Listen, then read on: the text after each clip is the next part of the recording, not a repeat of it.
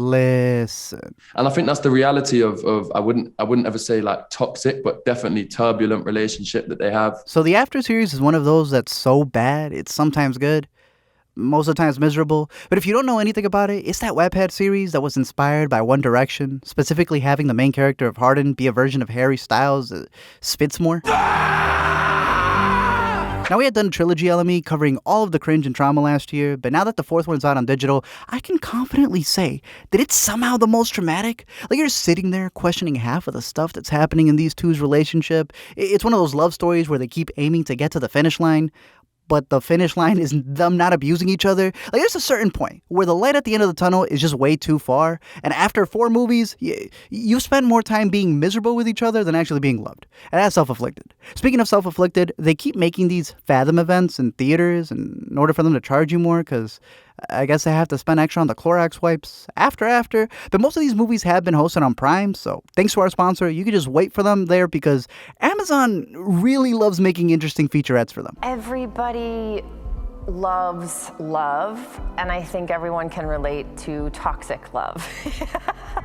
But before we get into full spoilers, you already know YouTube doesn't play around with these CW Wattpad stories, so a big thanks to AtlasVPN for sponsoring this video, because maybe like Hardin, you're trying to keep some things secret that you don't want anyone else to see, trying to keep your data safe. Hell, you may not even want people to know that you're watching after or after-related videos. Well, thanks to VPNs, you can keep everything secure. You could have a breezier online experience by not having to worry about ads or all that malware from different sites. But the biggest reason why we always push it is because it helps bypass geo-blocking. Some of you may actually know that you could stream the After movies off Prime if you're in the right country. But I mean, there are even things like Netflix announcing that new Matilda movie, but then said that certain places weren't getting it till certain times. Nah, pop open Atlas VPN, pick the country of your choosing, and bam, you're getting the most bang for your buck on these streaming services with a whole new catalog. So if you're interested, click the link in the description to get Atlas VPN Premium for only $1.70 a month, plus 6 months free, plus that 30-day money-back guarantee. Again, if you're interested, click the link in the description and get yourself a deal on Atlas VPN. Just let me try and explain myself. Let me. Spare me the fucking details, okay? So this new one begins by recapping you how Hardin's hardly holding on. In the last one, he found out that his father was cheating on his mom with his mother. So glad we went with what we went with at the end for the way in which he realizes, rather than saying like, Luke, I am your father. It's like, it's a bit more subtle, and it's nice because he kind of is putting the pieces together in his head. And even though they've been together for like a whole high school diploma, Tessa's reaction to this is, "Please, Hardin, I'm really cold and tired, and I just want to go back to the..." On top of that, we get more flashbacks to Hardin's hard hardships, leading him to chug more than a train, and there are moments where this man just turns into Bruce Banner. Like, he begins the movie by breaking into his mom's house and burning it to the ground. That would be a climax to any other horror movie. Here it's the appetizer event that they just ignore. This man literally laughs about it later in therapy. And then I'd hit it again, harder, and again, and I burnt down a fucking house. One of his dads even appears in the middle of it to give him a heart-to-heart about how, you have to deal with life throwing you all of these curveballs. And there have been a lot that they've both had to deal with. And it's pretty emotional to the point that things get really heated. Literally, since Hardin set the place ablaze. Tessa then drives Hardin to the next scene, only for him to dip on her to reunite with his boys, and becomes a try guy in every sense of the word. This is bullshit, Hardin. This isn't us. Us! Girl, it's been 4 movies. There's that point where she catches him with another woman, and instead of walking out like she was about to, she literally rewinds herself and finally stops him from drinking, giving him the ultimatum that he either goes or it's over. And he publicly embarrasses her. Like, it isn't until his dude tries to flirt with her that he gets up and he cares, but there are just multiple times where she almost gets it and then just lets it go. I don't know if I can keep fighting against the current to save him rather than myself. Hardin even spells it out for her. You don't belong here. You shouldn't be here. You don't fit in here. So just go. The signs could be written on a script, and she'd still come back in the third act. I'm sorry I couldn't fix you. Now, there are a bunch of side characters that are meant to support them in a way, but if you remember, they've just had more recasts in the British government. But there is Landon, Tessa's friend, but also Hardin's stepbrother, who goes from giving pep talks to finally talking back to Tess. You're doing the thing where you go, I'll be fine, you look away. And to Hardin. Oh, go ahead, fucking hit me, you big man, big piece of shit. Oh, and Landon's cherry is finally falling down. Finally. There's also their older friends, who I think were their employers and parents, teachers. I honestly forget what they are, but they definitely don't help in any scenario. And for selfish reasons, hearing about your problems makes me feel slightly better about my own. I'm so sorry that we weren't at your father's funeral. No, it's fine. Since they're already sleepless, Tessa decides to go back to Seattle in order to finish school, but as she's reminiscing to scenes from the previous movies, she walks in to find her dad dead. So now she has a dead dad.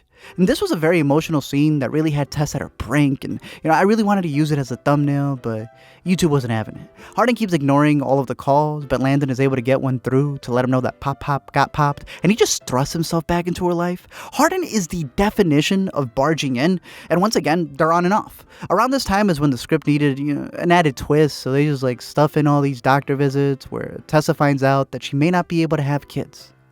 Just after sequels. Hardin then becomes super upset that he can't have the kids that he never wanted, and this man is just distraught. He looks like he just got the news that he was having one. And to me, this has to be top 5 after scenes that have been out there, It's one of those scenes that's so bad, the characters have to call out the script themselves. You didn't want kids until 2 seconds ago, which just came out of nowhere. Anytime Hardin tries to defend himself, in my eyes, it is peak goofiness. Kids, no kids. You just know that if his mouth is making noise, it's a lie. When you were sleeping with that girl at the party. What? Nothing of the sort happened. They go back to the Airbnb that they built from scratch for one of the previous movies. And of course, they're going to bring it back to use it again. As Tessa slowly realizes what she should have 5 years ago. We fight more than we get along, and when we make up, it's over sex. How is sex not healthy? She reveals to him that she's moving to New York with Landon, so he barges in again in order to rage out on his brother. And honestly, the more that I look back on it, I think he's touched Landon the most in the series. And it's bad when you have to utter the words, I need you to promise not to follow me. I can't do that. Of course not. 5 months later, and they've given her a wig, and she starts chilling with that one weird waiter from the previous movie that Hardin linebackered. How about we whip you up something special? Meanwhile, Hardin's got his degree and even walked the stage like Tessa wanted him to, even though she was never going to be there. But he's also joined a therapy group where he's been reading from his secret journal, and eventually he goes to New York to visit his brother and doesn't like that Tessa's moved only to become a waitress. So he domesticates her instead. Test plates, now, please. And slowly massages his way back into her life. After rebounding for the 4th time, Tessa finds this journal that she's never been allowed to read, and reads it. It turns out that this is a draft to his book, named after, that he's been writing since movie 1. She stumbled through the room the way that tasteless girls move when they drink too much. Stop reading that. No. That journal turns out to be a novel that he's been pitching around all without her consent, meeting with publishers, and after all of this, he didn't even change her name, he kept it the same. And this dude earlier was talking about keeping the funeral funding a secret for her father, and now it's the middle chapter of your book. The audacity of Hardin is outstanding. This is what I did to prevent. Again, Hardin has the absolute best excuses. He's talking about how he stumbled upon a book deal. He was just scribbling haikus, and then by chance it became a New York Times bestseller. You accidentally wrote a book. I didn't mean for this to happen this way. I also love how later on he tells a support group that he recommends it. Yeah, hey, a publishing deal is really cool, guys. I would recommend it for my depression. They end up publishing after, faster than the author of Faster, and it gets praised more than the movie, eventually even giving us an exchange that seems very, very meta. No one wants to read this sick shit. I thought that too. But there's a bidding war for my book. Honestly, the more you think about it, are the movies that we're watching just the book adaptations to Hardin's novels coming to life? Is this his crazy love letter to what she's always wanted? Thought we had a love that was out of a novel. Spoiler alert, they split up again, and after a while, they grow to the point of not stalking each other if they're near each other's vicinities, but there's clearly still PTSD. She's with Waiterman, who's now in Scrubs, and she's actually happy to the point that it confuses her. I'm actually doing the plant-based thing. I don't know why I didn't ask. She visits the book reading for Hardin, only to dip midway, and he could sense her. This man felt her soul leave the room as we got hit with a to be continued. Obviously, when they're making more money than his book deal, they're gonna keep churning them out, but it's crazy that they have a Hardin prequel named before they've even finished the main timeline. So whether they end up getting married or eloped or even ever have kids, one thing's for sure, and that's that we'll continue to be getting After Ever After. I literally threw up.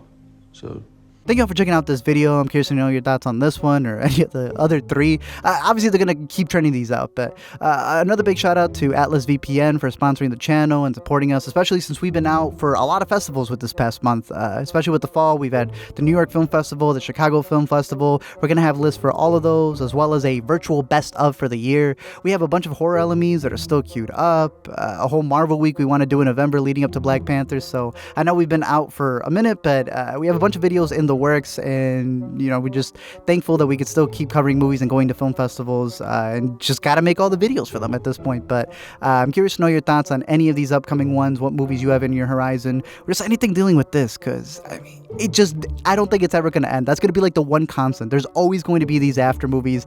I personally think that they're so goofy, they're so over the top and committed to them, like they actually think it's that speech that he gives at the end that they're making a difference. Something about it, just it's unapologetically cringe in the best way possible, and I'm always entertained by each one. But they do get progressively worse, so I'm curious to know your thoughts on these, on the prequel that's coming up, on any other ones. And until next time, don't forget to comment, like, and subscribe, and Wattpad will make a movie about you. I can't keep